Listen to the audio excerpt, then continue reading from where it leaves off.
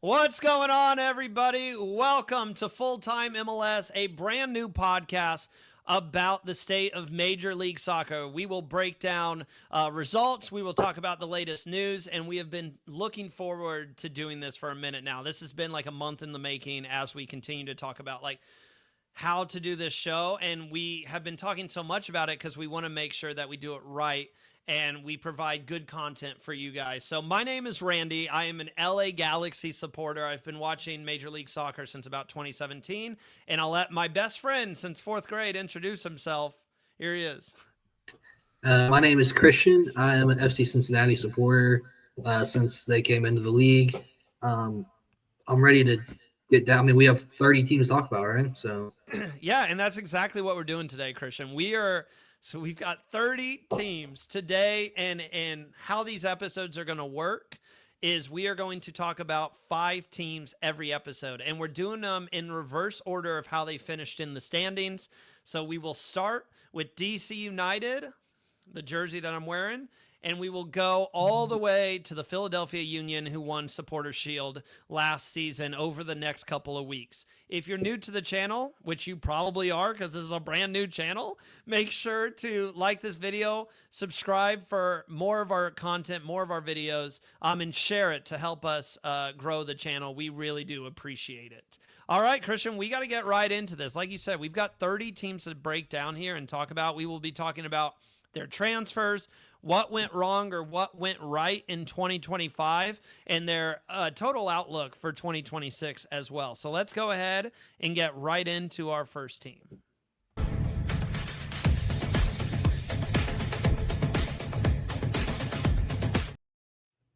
DC United, the very kit that I'm wearing right now. Yeah, look at that. 4 stars. You guys know what that means? That means they have won 4 Major League Soccer titles, but it has not been smooth sailing for DC last couple seasons. They finished with 26 points, 4 wins, 18 losses, 11 draws. Their head coach is now Rene Weiler, their top scorer. He is out the door. Christian Benteke, he is gone after multiple seasons with them, including a season where he contended for Golden Boot. I can't remember if he won it. He might have won Golden he Boot this did. He season. did win. Yeah, he won Golden Boot the season before. It was a rough season for them. They missed the postseason. This was now the 6th straight year, a franchise record, that they missed the postseason. Christian, let's talk about DC United. They need something to turn this historic franchise around. Yeah, I think they made a lot of moves and got a mixed bag going into this season. I think that they're looking not for a rebuild, but a retool, right? They have, like you touched on, a 6-year playoff drought, which is the longest in franchise history. Uh, they conceded 66 goals last year. So, I mean, even just by fixing that back line, they're instantly going to be a little bit better, I would hope. Like you touched on, Benteke out. I think their attack was really inconsistent last season because they were banking on him keeping that form of winning the Golden Boot, and then he just kind of fell off. So I think the signings they brought in this year will hopefully fix that. And the whole Benteke saga was really strange because he announced that him and the club are mutually parting ways. And we don't really know if it was more from Christian Benteke and wanting to pursue other opportunities. As far as I know, he still hasn't been picked up. He is eligible to be picked up by another Major League Soccer team.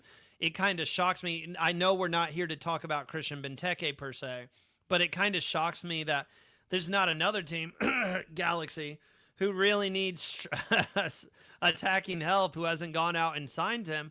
And does it interest you at all? Because it was weird to me that DC United let him go. Like, yes, it was a down season, but I mean, if this was a mutual, agreement to part ways, it was just weird that DC would want to let him go after he won Golden Boot the year before. I think Benteke is getting up there in age, and we saw prominent decline last year. And then they went and I guess we'll use this as a segue into what they've done and went and signed Ty Baribo from Philadelphia Union, who I think can do what Benteke was doing in 2024. I'm not calling a Golden Boot season, but I think more goals will come from that than keeping Benteke. He's a consistent goal scorer. That's why when I heard about the news of them bringing in Baribo from Philadelphia Union, It was a solid move. I don't think he's honestly a super flashy scorer. I don't think he's someone who's going to win Golden Boot, but he is someone who is going to consistently score goals for you. And that's what DC United needed. And not only did they bring in Ty Baribo, which was a really good interleague signing, but they also went out. I hope I pronounced this right. They brought Luis Mutianu, striker on a club record fee, 7 million plus add-ons. So I mean, when you look at what DC United's doing with their attack, a place that they really struggled with last season, they scored 29 goals. That Mhm. I mean, Messi. How many goals did Messi score last season? Right about there, He pretty much maybe more. Yeah, he pretty much in all competitions outscored the entire DC United roster. So I love seeing a team that had an obvious, hindrance to them, and that was their attacking prowess, actually go out and attempt to fix that with Baribo and Mutianu, who they're hoping comes in and right away can help provide some goals for this team who are struggling to find it. Yeah, I mean they spent $4.6 million on Baribo alone. So that right there, they're expecting a big return. And then on Muntiano, they're bringing in as a DP who won the Golden Boot in his first year with the Romanian Super League. So immediately, right there, you're bringing in a guy who you spent big money, like with league experience to score goals. Who also, by the way, tied the MLS record last year with the most goals through the first couple of games when he scored 6. And then you bring in another guy with not as much experience in the league, but more flash to him, right? In Mutiano. So I think that, and then also Caden Clark. Caden Clark will also kind of bolster that midfield as well. Yeah, and it wasn't. I love that you brought up Caden Clark. This is a kid that we watched, Christian, when we first got into the league. He was. I keep calling him kid because he's still what 22 years old right now. I think he's 21. But when we Well, he is first 22. watched You're right, 22. him in the league, he was a really good and promising prospect for the New York Red Bulls. And he was one of my favorite players to watch in the league. He's kind of bounced around a little bit now. He finds his way to DC United. Hopefully, this kind of, I hate to say, rejuvenates his career. Because, like, he is, like we said, he's really talented and he should help in supporting that midfield, providing for these attackers. And he's also a guy, Christian. I don't know if people talk about it enough. He can go out and find his own goals. Like he's got an attacking Well, foot on him as well. not only that, but he creates goals, right? I mean, he had Mm. 5 assists and 31 appearances for Montreal. So he'll be a good asset into that midfield. But let's not shy away from the fact that they also bolster their defense a little bit and adding an experienced goalkeeper in Sean Johnson and another experienced defender in Sean Nealis. I love what they're doing. I think this is the proper way, and some of these teams that we're going to be talking about today, these bottom 5 teams of the league, I wish they were rebuilding or retooling, as you say, like DC United is, because I love the fact that I think when you're a team that's really, really struggling in this league, it's hard to go out and search other leagues to just change your offense, your defense, just like that. I'm happy you brought up the defense. They allowed 65 goals last year. They had a goal differential of minus 36. That is absolutely horrible. So not only are they bolstering their attack, they're boosting their back line with MLS experienced players. Sure, these guys have been around, but Sean Johnson, people don't talk about. He was still really good for Toronto FC. Even after he left New York City FC, he did really well for that. He was one of the bright spots to the Toronto team that's also been struggling for multiple years now. So he's someone who I would trust to have in my goal, which I don't think they've had a good goalkeeper since Bill Hamid left the club years back. I think they've kind of been rotating, trying to find that right piece. And so I love the fact that they brought in Sean Johnson. And then you talk about Sean Nealis, another former Red Bull player, someone who he's not the flashiest player. He's not like MLS all team worthy, but he's another consistent guy, and that's what makes me excited about how they're rebuilding, retooling this team, is the fact that they're just going out and finding consistency. That's what you need to do when you're trying to turn a franchise around. Let's find the consistency and then build off that to hopefully, elevate us back to the upper tier of the table. I think key word is experience here, right? You're talking about a back line that conceded 60 plus goals last year, and then you bring in a goalkeeper who, well, I mean, when you think of Toronto last year, you don't think of a great defense. You think of a great goalkeeper. And he, at 35 years old last year, had 111 saves, which was fifth in the MLS. Uh, and then he's going to be behind a back line with now Sean Nealis, who had 187 appearances in all competitions with the New York Red Bulls, which, by the way, is second all time for the Red Bulls defenders. And then they added with the first overall pick and Nikola Markovic, who was on the All ACC freshman team. With also the bringing in, I wanted to add ACC. in, they also on that back line before you continue brought in Kasuka Kuwo. I'm gonna butcher his name. Kasuko Kuroka, The I think is how you Japanese, say yeah, the Japanese fullback. it. Yeah. So But they what I'm getting at is with Sean Nealis and Sean Johnson, and you bring in Markovic into that back line, you may not see instant gratification, but that's going to be good for the market for Markovic to come in and learn from these guys who have been in the league for so long and have so many appearances, so many minutes on the field that he can just sit next to them and just like reap the benefits. Christian, the last thing we have to talk about before getting into your X factors and my one key to success, they changed coaches mid-season last year. Renee Weiler comes in. What does he need to do? Maybe you can use this as a segue for your X factors, and please let the fans, since this is a brand new podcast, let them know what you're going to do with your X factors. But what does he need to do to really show the club, hey, I'm the manager you're going to want to go with for the future here? What should his goal be this season after? I mean, it could just be don't finish last again, but like, do you think they have higher hopes for him this year? I think you have to have higher expectations. I think you spent money. He's now had an entire offseason with the team. If you look at their stats from when he was hired under the full regime, they were at 1.18 points per game. And then when he got hired rest of the season, they were at 0.88 points per game. I think that they saw a decline, but I mean, that's going to happen when you hire a new manager midseason. I don't think it was big enough of a drop off to worry, but I think with the roster turnover, he should be able to insert his tactical mindset. All right, so let's go ahead. Should we do your X factors first, or should we do my key to success first? However you want to do it. I'll go ahead and give my key to success. So for each team that we talk about, I'm going to have one key to success. This is something that it is what it is. This is the one thing you need to do to find success in the league in 2026. And I'm not talking about this is something you need to do to win the league. I'm talking about with where you're at in the standings, in the table, what do you need to do to improve? And my key to success for DC United, we've talked about it, we've touched on it so much. It's very simple. Find your offense, right? You were absolutely abysmal in scoring goals. You could have put my grandmother out there and she could have done better scoring goals last year than you guys.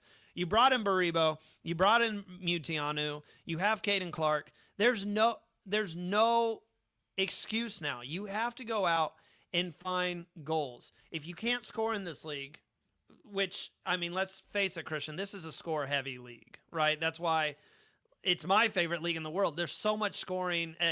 The defense is getting better, but the star power we have in the attacking front end is greater than what we have on the back lines, which makes this, we see some high scores in this league.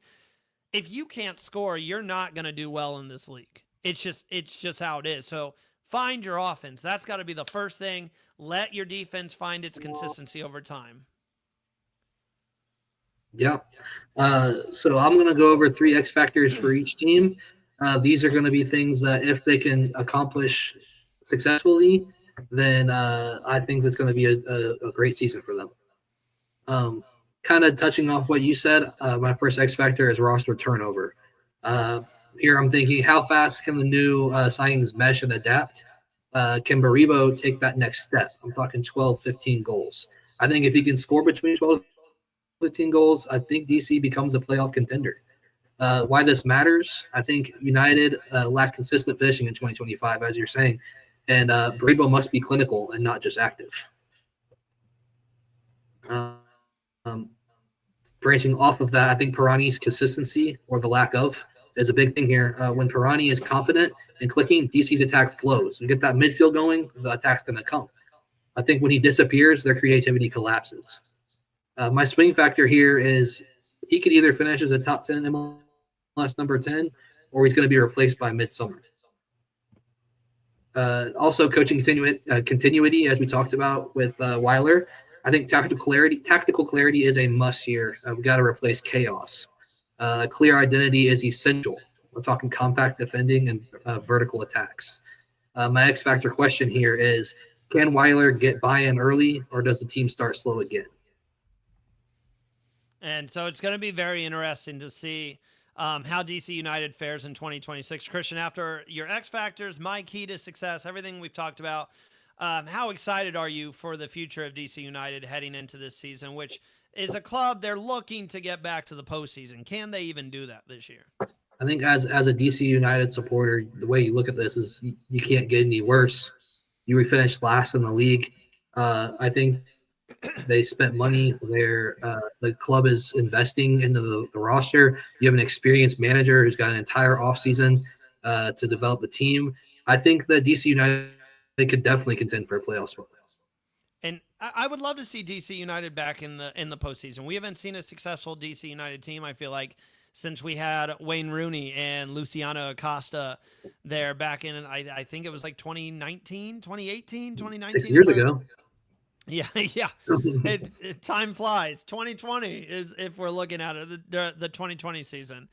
So that does it on our talk about DC United. Let us know if you guys are DC United fans. Let us know in the comments your expectations that you have for your club going into 2026. And if you're a mutual MLS fan, just let us know what you think, how you think DC United's going to fare heading into this next season. We've got 4 more teams to talk about. Let's go ahead and get to our next team.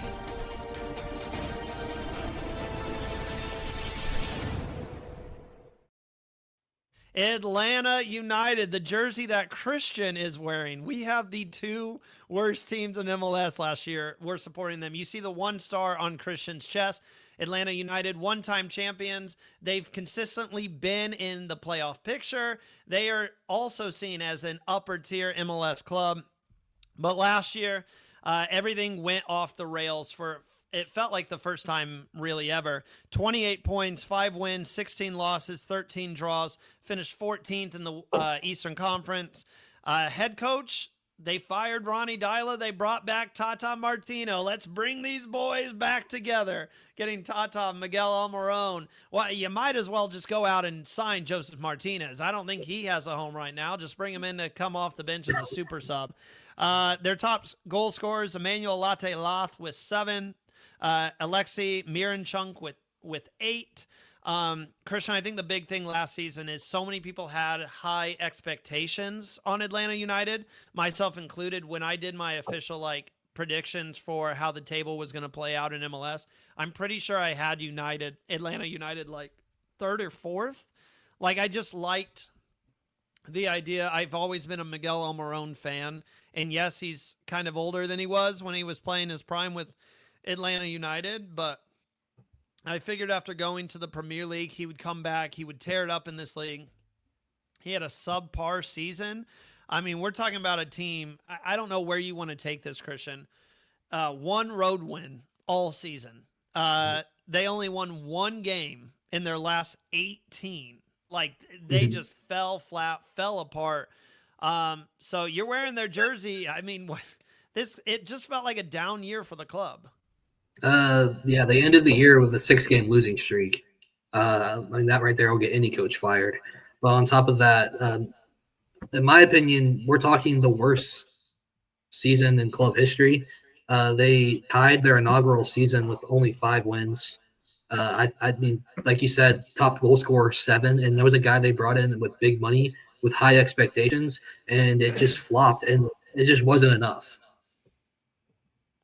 Yeah, and not only, I mean, you look at them like DC United as this is a club who needs to retool their whole system. Brad Guzan, legendary MLS goalkeeper, he also has left. He is retired. So you got to figure out who you want in goal. I know you probably have someone you're going to talk about here, someone who might be good in goal. But all I have right now is they brought in Lucas Hoyas on a free transfer goalkeeper. But yeah, it's Emmanuel Latte Lath. You talk about it. They spent so much money to bring him in. 7 is just, for lack of a better word, it's unacceptable. And I it's mean, but not unacceptable. only that, but not only that, but I mean, they spent all this money with Latte La, Almiron, and Marinchuk, and only got 19 goals between the three of them. Like Yeah. that's just not going to work when you're spending all this money on these players. Like, you have higher expectations, especially for Almiron, who played. I mean, he had some great showings, a great form in the MLS or in the Premier League at times. So the expectations of him coming back to the MLS were high, I and it was just didn't excited fit. to see him back. I don't have his exact numbers in front of me, but I think he had what was it, like 6, 7 assists, or maybe I'm mixing them up. I think he had like 6 or something. I should look it up. Hold on. I'm gonna actually on the spot. I'm gonna Well, look this up either way, because between like I said, between him and Latte Love, and then obviously adding a Marinchuk, they only had 19 goals between the three of them. So whether he was assisting or not, you still have to be able to get those guys the ball if you're going to spend money on them. yeah, Miguel Almiron had 13 goal contributions last season, 6 goals, 7 assists in 31 starts. Mm-hmm. Like you said, it's just that's not good enough at the end of the day. Let's go ahead and talk about Tata Martino coming in. I keep making a joke about it. This is let's get the band back together, guys. Let's go out and get everyone who made our inaugural season, our championship season. Let's go back and get the people who made that special. What do you think of bringing Tata Martino in? Because they had a good coach. They had Ronnie Dyla, who found success with New York City FC, won a championship with them in Portland. So, was it really the coach, or was this a? I'm trying to put my mindset in the owner's shoes and try to see what he's trying to do, bringing Tata Martino back. If it's to find consistency, if it's just to get the best out of Almiron, what do you think this move signals for Atlanta United? I mean, we saw. I mean, I don't want to compare the two at all because, but you saw the same thing in Real Madrid. Tactical identity. You have a coach who lost the locker room, and you just can't keep that around. Whereas Tata Martino, he's not going to lose the locker room. He's going to bring his his identity to this team, which I think that this team has a loss of identity. That's the biggest problem is they don't know what they're doing. They don't really have a tactical identity out there. But Tata Martino, coming off stints with the Mexican national team and Inter Miami, where with the Mexican national team, he averaged 2.08 points per game. And with Inter Miami, he got 1.9 points per game. That's going to be good enough to turn this around if he can continue that form. The thing with Tata is you bring up the Inter Miami form. That was my biggest issue with him. Is sure he found success with Atlanta United, went on to the Mexican national team, and he did well there, but they didn't find. I wouldn't say they found success, and then same with Inter Miami. It got to the point where Inter Miami felt like they needed to, shift gears and bring in a new manager as well. So if you can't find success with the GOAT playing for your team, how are you going to come to Atlanta United and find success? And maybe it does come down to, being the personality he is in the locker room. And maybe he's able to get to Latte Loth and Miran Chunk and Almiron and get the best from these guys. He got the best out of Almiron before, so why can't he do it now? Well, and maybe it's that familiarity that he brings as well that will kind of unlock Almiron. When we talk about transfers, this is a team. I already talked about Lucas Hoyos, goalkeeper. They brought in free transfer. They brought in Thomas Jacob for $5 million, defender, and they've signed a couple of homegrown players. But for the most part, Christian, unlike DC United, who's doing a complete retool, they bring in Tata, and it looks like they're prepared just to run it back with the roster they have. It really seems like they look at this roster and they're like, we had a bad year. Change managers, that'll change everything. Do you agree with that, or how are you looking at how they're kind of reshaping ahead of the 2026 season? I think they're kind of looking at it the same as I'm saying. I think that they spent their money last year. This is their core. They want to keep that core, and they think Tata Martino can bring back that sense of identity back. But on top of it, you lose Brad Guzan retires, and now you're thinking who's going to play between the sticks. And like you said, they had a free agent signing, or it was a free agent, correct? And Yeah, then, yeah. but I fully expect them to play this little youth that they have going on here because Jaden Hibbert is kind of getting some traction here on starting, and I think that they go ahead and let him take over. But you also have Fortune and Matthew Edwards are also young players that are probably going to start for this team. So I think that while you have your experienced core, you also have a lot of youth retained, which I think is one of the biggest things for their offseason. Let's go ahead and get to my key to success, which I remind everyone is it's just basically a one thing you got to do to find a little success with this team going into 2026. And my key to success is the stars got to show up. At the end of the day, like Christian says, you have spent so much money on these three players, Miran Chung, Latte Loth, Almiron. You also went out and got, if you want to count Tata as a star, you got your star head coach. You have to go out there and perform. And all of them had subpar stats to their standards in 2025. If you really want to turn this club around, the stars just got to show up. You've got enough star depth on this team to find success in the Eastern Conference, to make the playoffs. There's no reason Atlanta should have finished 14th. So I'm expecting more from their Showtime players here in 2026. Yeah, I'm going to branch off that with my 3 X factors. I'm going to start with Latte Lost MLS translation. I think Atlanta's entire attacking culture and structure is built around him to be the guy. My big question here for the X factor is, does Latte Loth become a 15 to 18 goal striker, or is he just a high work rate forward who needs heavy support? Branching off of that, my second X factor here is going to be tactical identity. I think under Tata, they must refine that tactical identity. Atlanta has Atlanta has lacked a clear identity since Tata has left. My big question here is, does Tata reestablish a clear positional play identity, or does the roster force compromises? Then my final X factor here is you got to defend home turf, right? Last year, Atlanta had only won 4 games at home with 8 draws. It's not enough for a team that is known to have one of the best supports in the league. It's not what we've become accustomed to with Atlanta, right? My big question here is, can this group rediscover the swagger and urgency that used to define matches in Atlanta? Big question, Christian, that I want to ask you as we wrap up our talk here about Atlanta United. We just spoke about in the last video, or if you're watching this full podcast just a couple minutes ago, we just talked about DC United and their expectations heading into 2026. What are your expectations for Atlanta United after everything we've talked about? And are you higher on DC United, who's just bringing in consistency, or are you higher on Atlanta United, who might have the more flashy star power? Well, like you stated earlier, 1 road win, not enough. 4 home wins, not enough. If you can turn even half of those 8 draws into wins, this team, we're talking about a team that's possibly contending for a playoff spot here. I think going into this season, obviously DC United had the flashier offseason, but United is retaining their core, and I think that is more of a thing to be excited about, considering these guys have played together versus DC's got a lot of guys that haven't played together. I expect both teams to be in the playoff running this year, though. All right. Let us know in the comments down below. You guys know we always ask this. We want to hear from you. We want to hear your opinions. Let us know down below your expectations for Atlanta United. And if you're a supporter of the club, are you excited going into the season, or are you a little nervous? Let us know. All right, Christian, we got to go ahead. Get to our next team. We are heading up north for this one.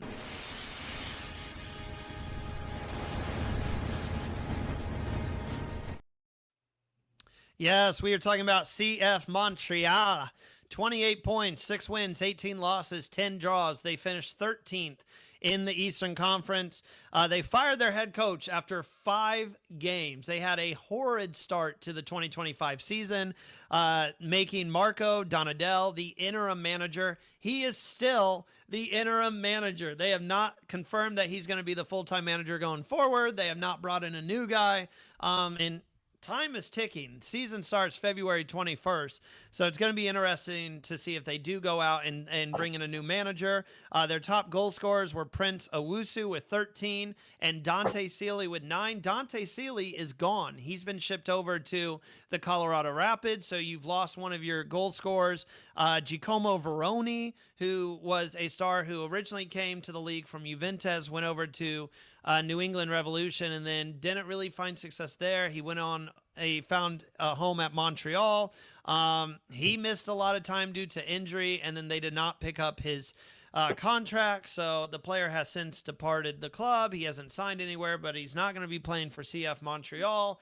Christian, I look at every team in the league, and I'm not going to lie to you. This is the one that, I mean, the one bright spot for them is they won the Canadian Championship last year to get into the CONCACAF Champions League, but this isn't a team. I'm just going to be honest, and I full respect to CF Montreal fans.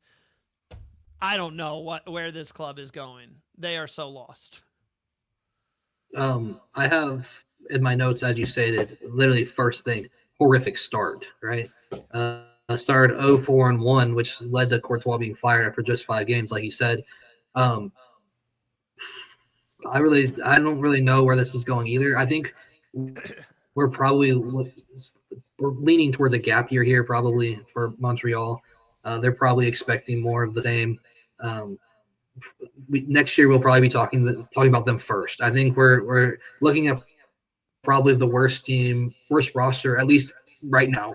There's still some time. I probably expect the interim manager to go ahead and manage this season, and they're gonna just kind of see how it goes, I think. Yeah, and I mean, you talk about we're looking at the worst roster. This might be the team next year that we talk about before anyone else. But let's go ahead and take a look at who they've signed. Dagger Don Porhalsen from Orlando. He's a midfielder from Orlando City. That's their best signing right now. They've brought in Brian Vieira, a defender from RSL, and they've brought in Daniel Rios, free agent from Vancouver. Obviously, Vancouver found success last year, making it to MLS Cup. So they're kind of going the DC United direction of retooling with MLS veterans. But I'm not as excited about the MLS veterans that they're bringing in. And they're not like longtime veterans like DC United's playing with. I mean, you talk about Dagger Don Porhalsen, who hasn't been in the league that long. And there's so much turmoil as well. We talk about, I know this doesn't really matter or translate to on field, but this is a club, Christian, when we first started watching, they were Montreal Impact. They changed their name. They've changed their logo a couple times. Last season, there was pushback from the supporter section in Montreal about wanting a change of direction. They wanted their club potentially to have a change in management, in general management, if you know what I'm saying. The club acknowledged to the supporters that they were heading towards a rebuild and a retool, and they were going to change the culture of this club. And they said how they owe it to the fans after the fans voiced their frustrations. And so far, maybe they're going the long route, as you've stated, and they're going to, maybe they take this as a gap year. They retool before the 2027 season, and everybody knows that starting in fall of 2027, we're going to switch to playing during the other half of the calendar year, going from July to May instead of February to December, which will be interesting because you have that that short season to start off 2027 that's going to run from February to May only. So I do think there's some teams at the bottom who are just, let's wait until 2028 to really get going. And I think Montreal is the first one out of all of the teams with that mindset that we're going to talk about, because with what they've done so far, it does not look like they're going for success in 2026.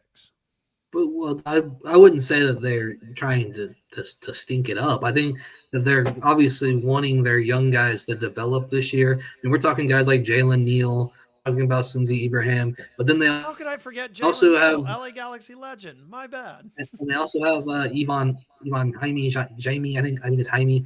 Was going to be their sole DP this year. So they still have 2 open DP spots. I mean, you never know the way that the league goes.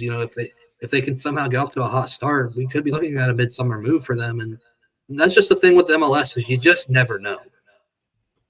They're one big player, maybe one DP signing. I mean, we saw Vancouver was already good, so it's not fair for me to compare these two teams, and it's also evil for me to talk about Vancouver when we're talking about Montreal. But obviously they went out and brought in Thomas Mueller, excuse me. They brought in Thomas Mueller, and that just elevated them to the topper tier. That took them from like a good team to a great team once you brought him in last season. I'll go ahead and get to my key to success. I don't think there's much to talk on Montreal. This is a club that is lost right now. And I think Christian and I are as lost on them as they are on themselves. And my key to success, find a path forward and hire a manager. There are so many good managers out there looking for jobs. I don't know if Ronnie Dyla has found a home yet. He might have signed, in the Scottish League or something, and I just forgot about it. But maybe Ronnie Dyla is a good guy to bring in. There's plenty of experienced managers to bring in. Even if you want to move forward with Marco Donadell, you can do that, but find a path forward. You need to find that first step to start elevating the club. And if you really mean what you said to the supporters about turning this club around, you got to start showing some success and showing some initiative. And that's my biggest issue with them right now. I mean, sending Dante Sealy to Colorado was I was shocked when it happened. It made no sense to me. I think you got a good prospect there with him. So just find your footing and get going in the right direction is my key to success. Mm-hmm. Yeah. My three X factors here are a bit of a stretch for Montreal, but we're going to start off with designated player usage or lack thereof. I think if Montreal makes a move for one DP, their entire offense can change, as I previously stated. Why this matters: Montreal has deliberately cleared DP and GAM flexibility. What they do with it is the biggest lever on their roster. Going into number 2 here, I think Prince Owusu, finisher or volume shooter. Owusu showed he can get chances, but 2026 hinges on his efficiency. They kind of rolled into him being their sole guy in the attack right now. My angle here is if Owusu improves shot selection and conversion, then he's a legitimate double-digit scorer. My number 3, youth breakout. I think every surprise MLS playoff team gets a breakout year from a young attacker. Guys we're looking at here is possibly Olgar Escobar. Can he become a reliable top-end winger for them? Would be huge for them. All right. And finally, Christian, we always have to ask the last question that we do when we wrap up our conversation about these teams ahead of the 2026 season. I think the big one for Montreal, I think we both have expectations and it'll be interesting when we show our official predictions for the 2026 season, where we have them on the table, but I think we're both going to have them pretty low, if not bottom of the table. The question I want to ask you, if you're the GM of this club, what's your next step? I mean, right now it is January 21st. We are actually, as filming this, we did this perfectly. As filming this, we're a month away from the season. Month away. What would be your next move? I think as a GM of Montreal, I think we're probably going to roll into this year like they are at this point. You're going to play your youth. You're gonna see what you got, and then you're going to reassess in the summertime. I think in the summertime, or you're going to use the time from now to summer, and you're going to try and find a second DP. I think you're going to find the guy who's going to play next to Owusu, and you're going to figure out what you're doing from summer on. I think at this point, you're just kind of rolling with what you got. I think going into this year, as a Montreal fan, I'm maybe not as excited about contending, but I'm more so excited in seeing what our young guys can do and for the future. All right, let us know, fans, what you think in the comments down below. If you're a supporter of Montreal, what are your expectations going into the season? What do you feel like your team needs to change? And if you're a mutual fan of MLS, where do you have Montreal ranking in 2026? All right, let's go ahead and head on over to our first team of the Western Conference.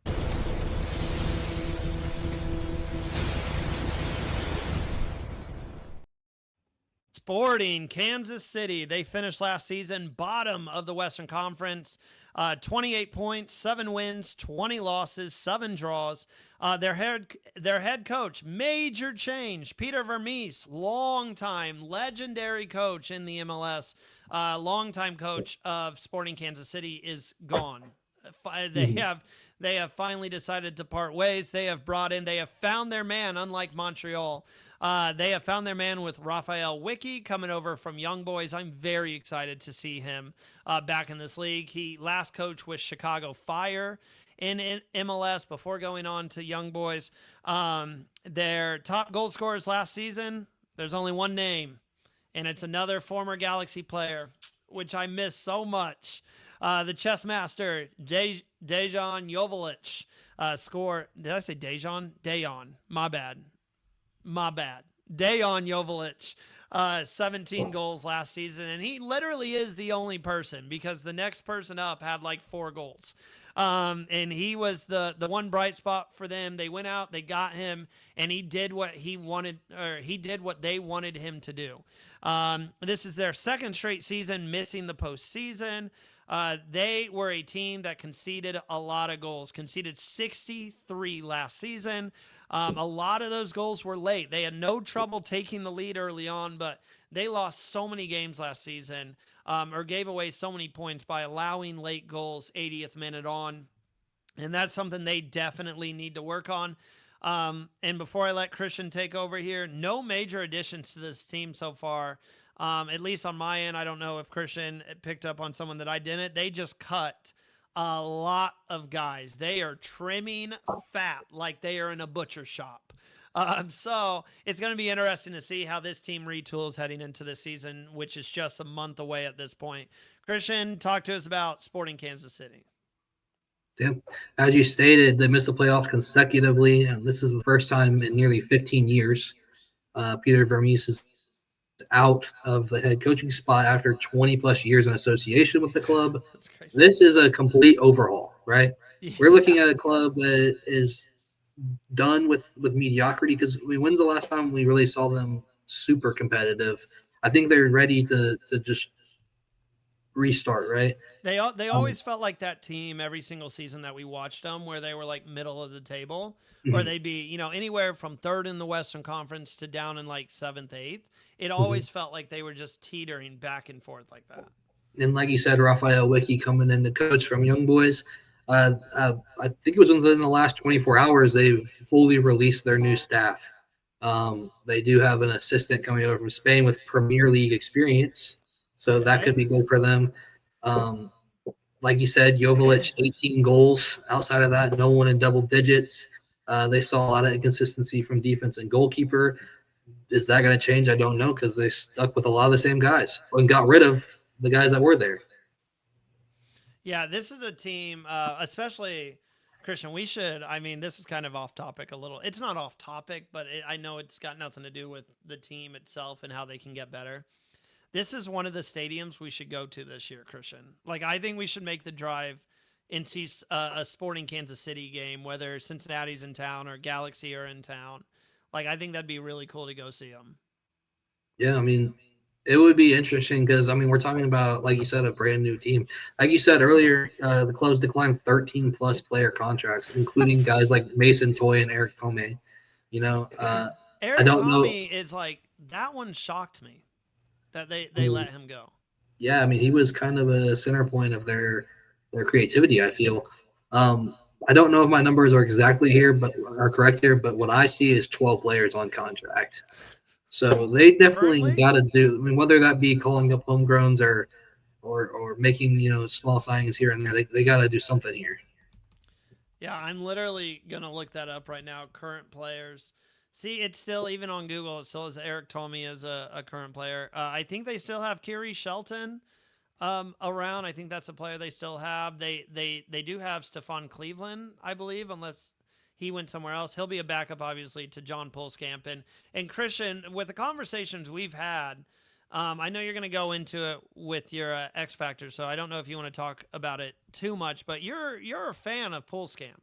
Like, you think this is a guy who could help solidify this back line. Obviously, this is a team that's got to figure out how to stop conceding so many goals, especially when you have Joveljic, someone who can contribute good goal contributions. But the thing with Joveljic is he's the type of player that, even when I was watching him at Galaxy, he doesn't a lot of times create his own shot. He needs that ball in to really succeed. And I'm just sitting here looking at this team.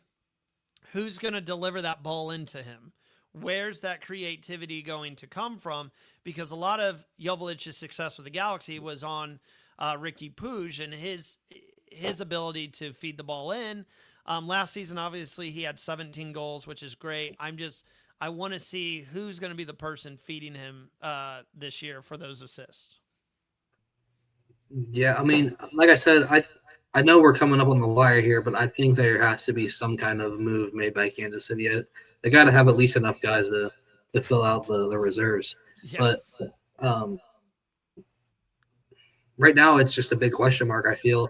And I see a lot of Kansas City fans wondering the same thing, like, what are we doing? You know, like we got to we got to do something, right? Because right now you've trimmed down the roster so low, and there's got to be guys to replace. I think there's got to be a couple homegrown guys come in.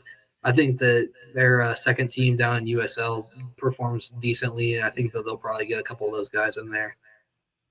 All right, Christian. I don't want to like cut our time short with Sporting Kansas City, but like you said, the fans themselves are wondering like what's next. It doesn't give us podcasters much to talk about when you haven't done anything. Like we've talked about the fact that you trim fat. You brought in Raphael Wiki, who just touch base on him, Christian. Are you expecting good things from Wiki going into this year? Because like I do think this is a manager and what he brings to the team.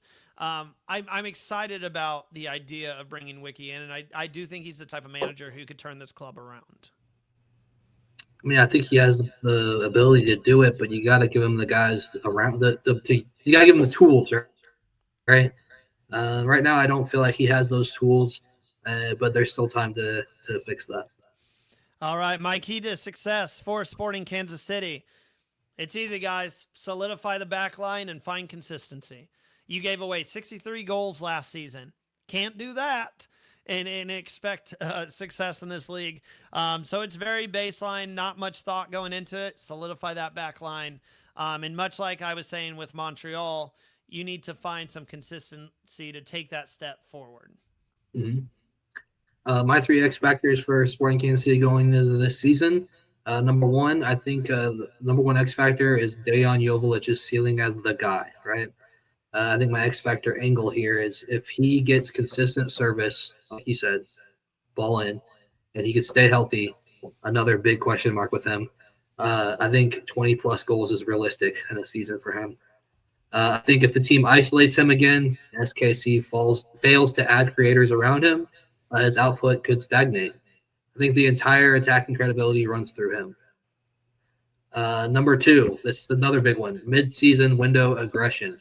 Why this matters, SKC likely won't be complete on opening day, like we said. My angle here is smart summer signings could flip SKC from a bottom third to a playoff push.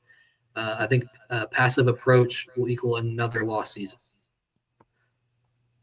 I think the front office decisiveness here matters just as much as coaching. To answer your question earlier. Let's go number 3. John Poolskamp's jump to upper tier MLS goalkeeper. I think that's a huge X factor for them. Like we said, defense looked lost.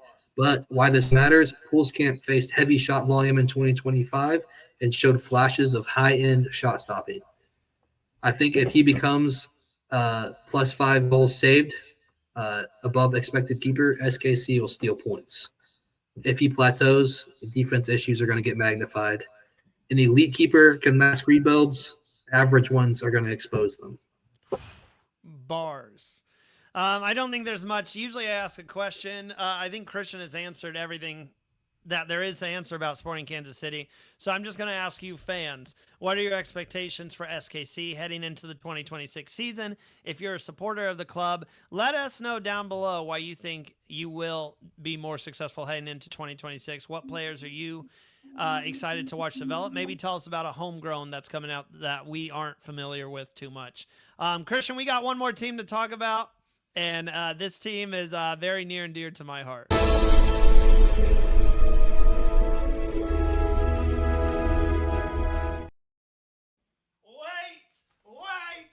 Galaxy! Yeah, let's go, LA! I might be a little biased, okay? We didn't say we're not biased on this show. Let's go, Galaxy, but it was a rough year for the club. Oh my gosh, I'm out of shape. All right, 30. They finished with 30 points, 7 wins, 18 losses, 9 draws. Their head coach still remains Greg Vanney. Their top goal scorer, Joseph Paintsil, at 10 goals. They've got good wingers on the edge. I will say that. But this is a team who won MLS Cup in 2024 and then followed that up with the worst season by a reigning champion all time. Obviously, Puig laid his body on the line, tore an ACL in the 2024 playoffs. He missed all of 2025. And now there is some absolutely horrific news coming out of LA Galaxy camp, and that is Puig re-aggravated his ACL injury ahead of the 2026 season.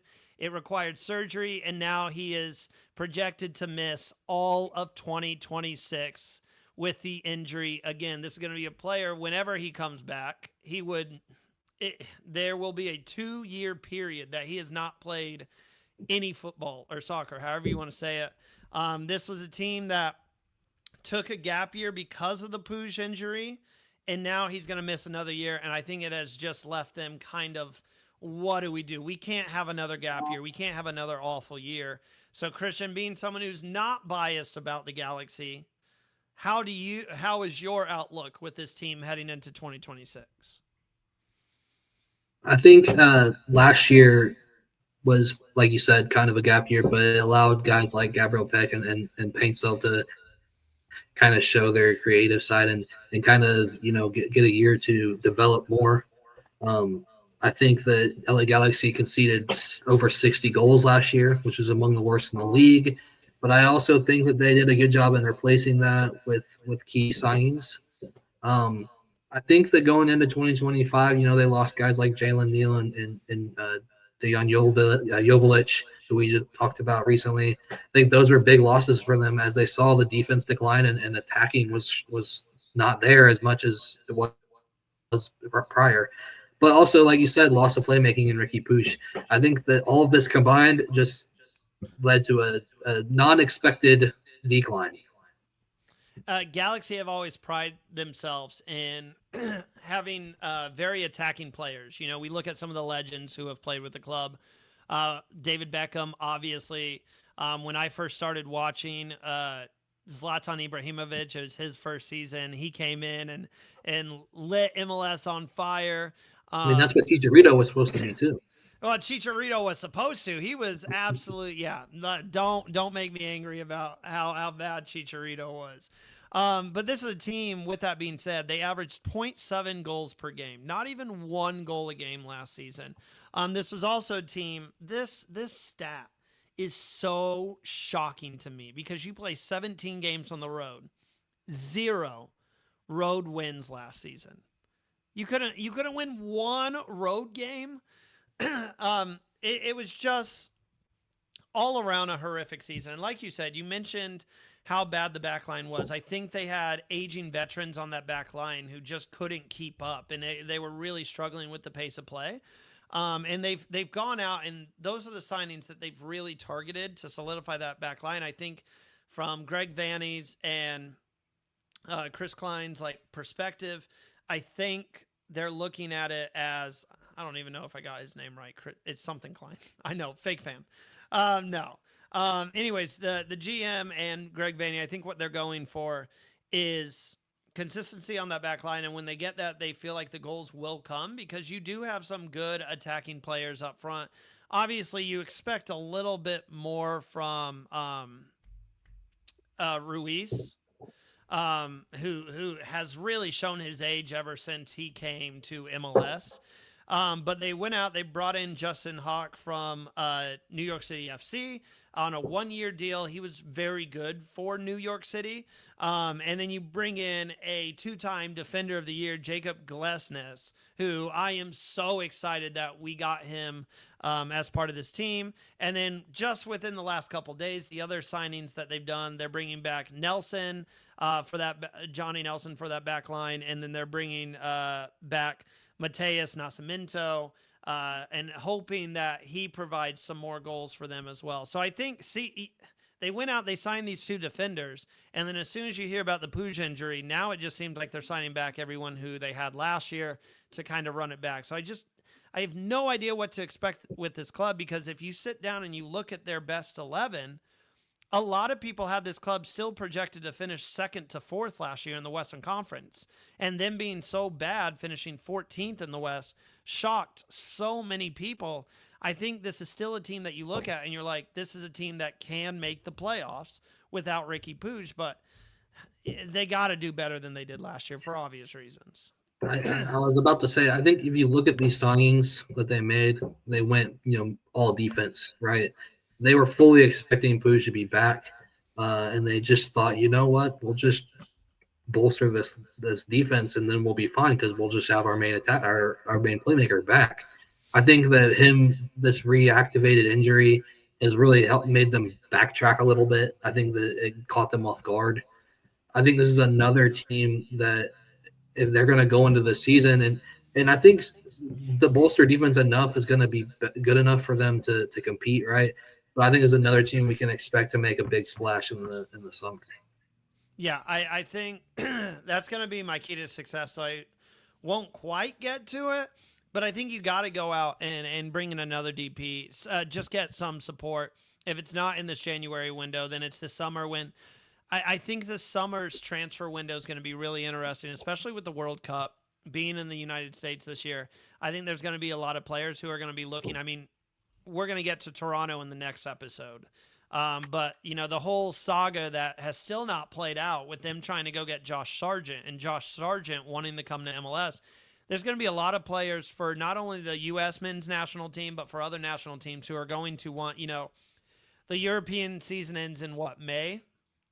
And you're going to have players who want to get back on the field to stay in rhythm and stay in their top shape right before the World Cup. Yeah, thank you. That was the word I was looking for. They're going to look to stay in their top form ahead of this World Cup. So I think this summer is a perfect opportunity for a lot of these teams to go out and sign some big-time international players who are maybe looking to just get a little bit more before the World Cup than they could. I just don't know what to expect. Christian, I think the question that I have for you is, I've been thinking about this. If they have another down season, is Greg Vanney on the hot seat, or do you think they just let it play out how it plays out because they don't have Puig? No, I think if they miss the playoffs again, there will be a new manager in charge. Yeah, that's what I'm thinking. I don't think they have another year where, because we haven't even talked about it. They were bottom of the West for most of the season last year. And it was just the last couple weeks that they got some results and were able to leap Sporting Kansas City. But this is a team, they've got people who should be scoring goals. Obviously, you want more from Nascimento, but they do have, in my opinion, two of the better wing players in the league in Gabriel Peck and Joseph Paintsil. And you hope to get a little bit more from those guys. But the problem with this team wasn't only the defense, but the midfield. I mean, losing the season before, obviously no Puig because of injury. You lose Marky Delgado, who went on to LAFC, and then you lose Gustav Brugman. I think he went to Houston. I don't know where he's at now. But you lose those three, and they were such a key part to our offense being successful. As a Dortmund fan, though, I would really like to see a resurgence of Marco Reus. And we need it. We need it. He has been a completely different player. I mean, we talked about it because Christian's a Dortmund fan, and I would text him and be like, Marco Reus is ass. And he would say, well, he's getting old. But, like, you still expect more from him in the Galaxy colors. We're talking about a guy who captained Dortmund for so many years, and then he just didn't even start. He was coming off the bench for Dortmund there towards the end. He was already showing decline before LA Galaxy made the move. Yeah, but well, you still expect I would like to him. see him have a resurgence in his career because I love Marco Reus. Wow. Holy shit. What? We just got LA Galaxy breaking news from Tom Boger on air while we talk about the Galaxy. And what is that? Breaking news: LA Galaxy are in talks to acquire St. Louis City DP forward João Klaus. Deal would be a cash trade around $2 million. Not done yet. Still details to sort. Green light from player needed, but talks are ongoing. I mean, that would be good for you guys. I mean, Christian, this is huge. Our first episode, and we have about the club we're talking about a live like deal coming in. This is like a Woj bomb, but it's a Tom bomb. Uh, yeah, let's talk about it really quick before we get to my key to success, and this might answer it because I'll just say it. My key to success was replace Pooch with another DP. I don't know if you need to buy Pooch down. I don't know how that works out. With Christian knows more about how MLS contracts work than I do. Well, I think with his injury, you'll get like a injury deep, like an injury spot. So well, as he was long a as deep. as long as he's out for the season, then you would be able to replace him. Well, this would be our DP signing. We talk about a team that struggled to score goals last season as well. And you're bringing in João Klaus, who we've watched since St. Louis began play. You know, we watched their inaugural season. Well, And that Klaus has inaugural always, season, he was crazy. yeah, he had an incredible inaugural season, kind of slowed down a little bit. But I mean, okay, this is just, I'm obviously talking from excitement. This is so huge. I'm excited about this move. This is definitely going to be a reel we post on TikTok because the news just came in. But Christian, I mean, what do you think? Give us your full thoughts about João Klaus coming to the Galaxy potentially. No, I think he answers a lot of questions. Obviously, I don't think that answers the creativity. But I think that as long as Peck and Paintsel can perform and be that creative outlet, then I think he can put up goals. Yeah, I think this is a great, terrific move for the Galaxy. So, knowing that, Christian, get into your X factors, and I don't know if this changes anything. I don't really know if it does. I'm just going to kind of go with what I had going because that kind of caught me off guard. It caught me off guard. My number one X factor is can Glesnes stabilize the back line? I think Glesnes isn't just a defender; he's a defensive organizer. That's something LA badly lacked in 2025. My swing range for that is we're talking about we're going from bottom five defense to a mid-table defense. I think that alone could be the difference between 11th and 6th place. My number two X factor here is veteran health. We're talking Royce and Yoshida, other veteran players here, which I believe is Galaxy's spine. Their spine has experience, but also mileage. My angle here is healthy veterans are gonna turn into game management, leadership, and composure. Injuries are gonna force minutes from unready depth players. And my third and final X factor on LA Galaxy is depth actually matters this year. I think in 2025, Galaxy collapsed when rotating. In 2026, we have fixture congestion with MLS and Cups. We have travel heavy Western Conference. My X factor question here is can the bench hold leads and not concede immediately? All right. Well, Christian, you know how I feel about my Galaxy now that Klaus might be coming over. It's all Galaxy. We're winning the championship in 2026, baby. No, I am excited as a fan. You know, usually I ask the fans if they're excited. I am a fan of the club. I'm excited about what this team could look like. I think we had a down year. It didn't make sense to me why our year was such a struggle. But Christian, once more, coming from a non-biased Galaxy fan, what are your expectations for the Galaxy heading into 2026? I think the defense immediately fixed. Like I said, I think we're talking bottom half of the table to a mid-table defense now. I think that alone is going to make them playoff contenders. But if Klaus can come in and score goals, then we're talking about maybe contenders in the playoffs. Yeah, I am so over the moon with that Klaus news. Let me just tell you, and let us know, fellow Galaxy fans, how excited are you heading into the 2026 season? And if you're a mutual fan like Christian, when it comes to the Galaxy, then what are your expectations for them heading into this year? The reigning champions of 2024 after such a down year. Christian, that does it. Our first full podcast episode. We've got more team previews ahead for you guys. In the next episode, we will talk about Toronto, St. Louis, New England, Houston, and Colorado. So you can look forward to that. Christian, let everyone know why they should like and follow our channel here. Some of the stuff we have coming up, possibly. I think if you want a breakdown of every team, we're doing our due diligence to learn and teach ourselves on all the offseason moves, and we're going to give you the best analysis possible. And I think that we're just two guys that are going to try and go out and go to games and share our experiences and share our thoughts on everything. And I think that everyone should join in on that. We're already planning some trips to go out and see, like Christian says, when we go to these games, we're going to vlog our experiences, show you guys what it's like to get the proper MLS game day experience. Christian, what would you say? It's like, go to the bar beforehand, you got to find the soccer town, go to a sport, team pub, and then go to the game. And it's always like, it is so electric every time we go to an MLS game. Oh yeah. I think, I'm a big sports fan, period.